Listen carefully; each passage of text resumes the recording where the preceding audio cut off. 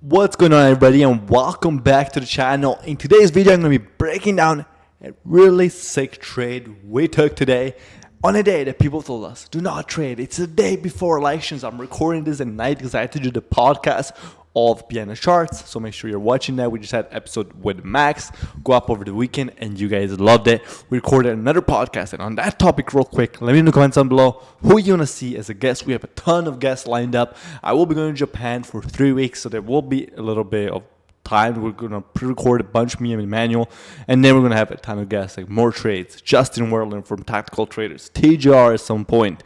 We have a ton of huge traders coming on, so make sure you guys go watch those videos. But today we're talking about the trade that we took on a day that everybody told you to not trade, but price action was nice. I looked for opportunity. We found it, made money.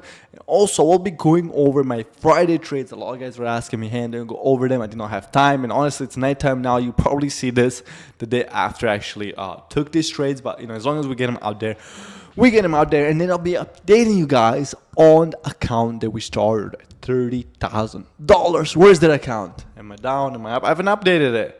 You were asking me, no, what did you clap at? You showed us you flipped it to 100. You took out your money, took out 25K, whatever fuck it was.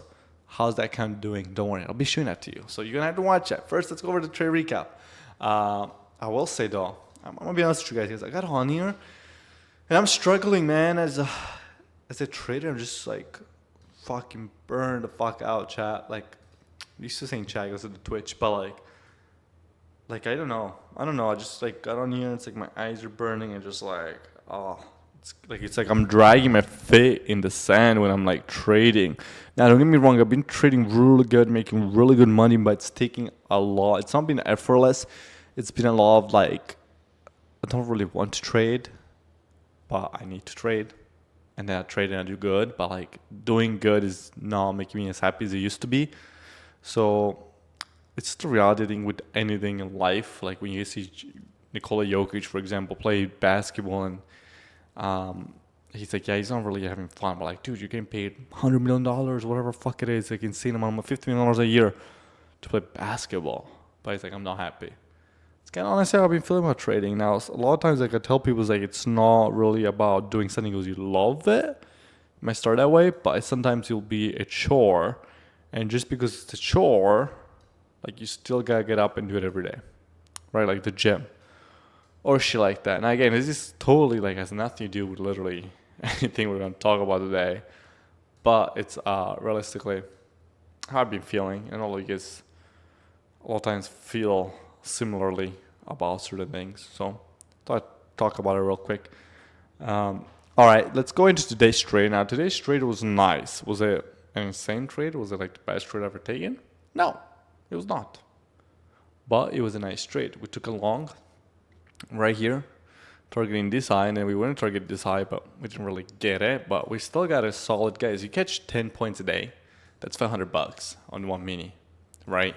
You need to catch the whole every day. But catch 10 points a day consistently, you're gonna do really fucking well. I'll tell you guys that much. So we have NQ and the Nasdaq. The kind of the day has gone on, but keep in mind, this was the price up to what we saw it. And what did I see?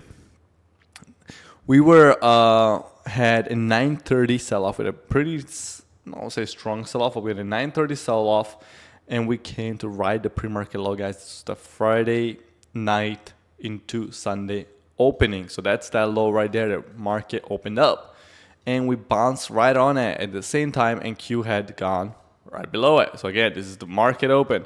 And I pointed this out to the chat, guys. I said we might get a bullish divergence there, right? This took out the low. This one, in this case, it did kind of take out the low, but it was still kind of very bullish. And if we look at this low right here. This low is right here. You see, price held it. And we had this, I'm not say strong, but it's bullish divergence. Now, I did make a mistake because I should have taken in Q.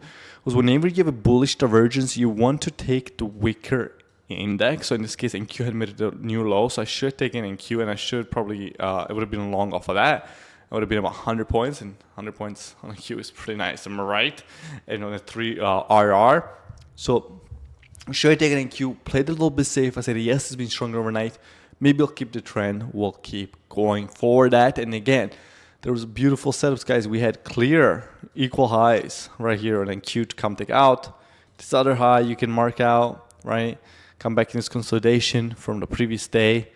And again, similarly, we had kind of relatively equal highs here on ES that we were targeting, and then we were hoping to see if we get a pre-market high, which we didn't, but we got stopped down into the green. We were aggressively profit taking. You have a Monday with no news. We do have elections tomorrow.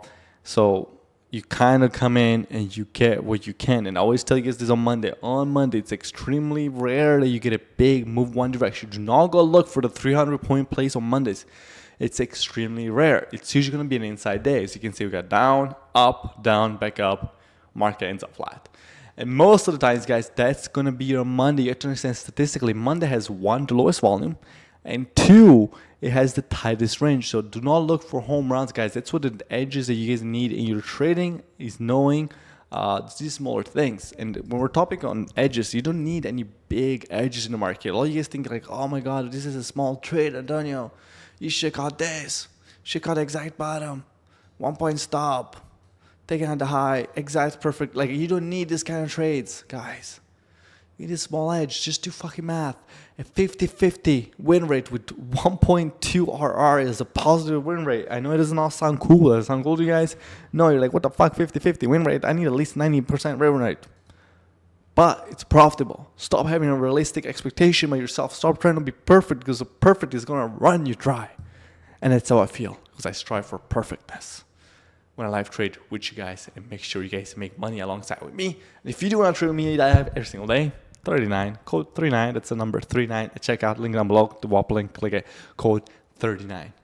So this was a nice trade. We also had inversion for value gap. We had the previous day. Now the day has gone by, but the previous day was right here. So I said, as long as we close above the previous day, I was feeling confident about that trade. And as well, we were looking at NQ. Yeah. It was right, a little bit below. It was right there, right here. So we enter right off of this. It's 954. We enter right here. Targeted that, not too bad. While in Q was that we were waiting for this close over this 930 price, which ended up closing. A lot of guys took it on NQ as well. It was just a good setup on both. So 930 price was above it. Boom, boom. Price went up. Hit TPs, and then nice short setup for later for who caught it. Proud of everybody. It was probably this pretty nice inversion for value gap right here. You could have taken to target this fill, this for value gap, or the lows, which you probably would have gotten both. So maybe a trade like this would probably have been a nice trade to take inversion for value gap. Aim for at least a 1 to 2. Boom, boom, and 100 points to the downside. You could have caught multiple 100 points, which a lot of people in the group chat did. But I was happy with my win, catch my piece of the pie, move on, and then get the popcorn out. Who's going to win tomorrow? Trump, Kamala. Honestly, I don't give a fuck. Make money either way. I voted. Make sure you have voted. And it's gonna be fun. It's gonna be interesting, guys. It's gonna be really, really interesting. Now we'll go on Fridays. Fridays PA, guys. Another beautiful PA, man. The PA's been awesome, except from Thursday, but I got cooked on Thursday. But apart from that, I've been killing them. So Friday, I always tell you guys Friday. Follow the Friday strategy. If you don't know, 5-minute highs, 5-minute lows on the first 50-minute opening. So 10:45. That's the high right here. And that's the low. Right there. Enter on the first break. It's 9:30. Aim for 1-to-1. Right there. To make it clean. Perfect. Aim for 1-to-1. But it was the full trade of the day, and then eventually sold off later. And we also took longs on NQ. I mean, Friday was textbook, guys. We had, look at the pre-market. This is a pre-market on Friday. What I just showed you guys earlier. Bullish divergence. What'd you get here? Higher low on NQ. Lower low on ES. Bullish divergence pre-market. I was watching this 5-minute gap to get displaced. As you can see, kind of got a resistance, and then the market opened. We just took off of it, so I expect the continuation. I was watching this 830 high, and guys, this was a data high. This right here was data high, NFP, non-farm payroll, the high. beautiful retest of that. I took it on a retest. Right there, and I fell roughly somewhere in there. Use this as my stop, roughly about 25, 30 points. Targeted a little over 100 points. The halfway point that I targeted was actually the 1 hour. It was a large 1 hour for rally gap from the previous day. The previous day had like a huge nuke to the downside. Yeah, right here. You can see it's on the hourly how clean it is too, right? Like, look at this. Perfect textbook break and retest. With the bullish divergence in the low. We took it on NQ. And that my last TP was literally that. And not only that, it was also the GP of this move to the downside, guys. Right? The Thursday move, the opening move Thursday caused a huge, big fair value gap. The TP was the halfway point on the fair value gap, as well as the golden pocket retracement before we got lower. Which in this case, yeah, we did get lower, and then price held up this level for still kind of held it up, and now finally going under. But as you can see, it was support. Finally flushed it. It kind of seems like it wants to flush these lows tomorrow. We'll have to see. It might depend on who's taking lead with the presidential candidacy.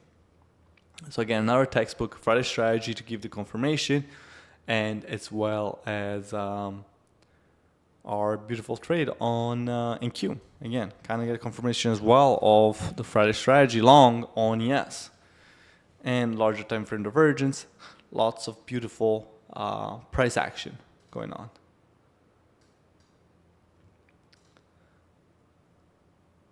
Now, sorry, I'm logging in I'm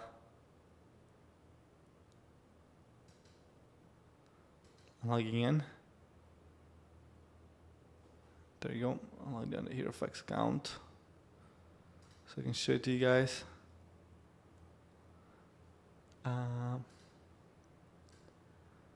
There you go. So currently the account is sitting at 228,000 smackaronis. Last time I updated you guys was 100,000. Was able to make all around a little less than 130,000 since then. Going pretty well. Really enjoying like the fact that I can hold them. I've been holding some trades overnight. And here's the trade history too. You can see swung along, did not play out, but other than that, like it's been great. This is the past week. We can go to last month. Very small losses, right? When we look even at the losses, 2,000, 5,000 is like the biggest loss I've taken. You look at his wins, 9,000, 6. Different sizes like 16. You know, sometimes I've sized in a little bit more, a little bit less. But yeah, doing really good. Really like how I can swing trade on this. Well, I can't do as easy with options, which goes to IV. Feels like I'm taking less risk, and also I can close them overnight, which again I cannot do in options. So I was planning to take it to 1 million, but like I really feel like I should take some money out. I'm thinking to take out at least 28,000. We take out 10% and keep 200,000, or I could take out 100,000. I'll probably make up my mind and I'll do a withdrawal and I'll post it in the next TikTok, maybe, and sorry, not the next TikTok, the next YouTube video. But that's where we're sitting at 228,000 schmackaronis. Yeah, I'll probably take out like 20. I think I'll take out all 28, or maybe I'll take it down back to 150. I don't know. Well, let's see. And we'll just have to keep track of all the payouts and everything and see if we can take this to 1 million, which was kind of my goal. At least at this point, it's all kind of positive it's going to be, because it's going to be over my deposit of like it was 35,000, whatever the fuck it was. Because I already took out 25 and I'll at least take another 20, so I'll be in the positive. So it's all kind of freaking gravy. So yeah, that's an update. I wanted to show you guys the update real quick, because a lot of people were like, why aren't you updating it? Did you clap the account? Now you can see it. You can shut up a gap. No, I didn't.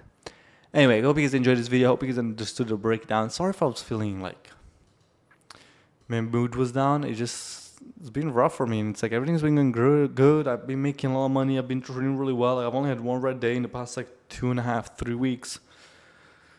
But sometimes you just get drained, man. Even when you're like, you'd say you're LeBron James, I'm sure he gets drained all the time, dropping 30, 40 points, triple doubles, right?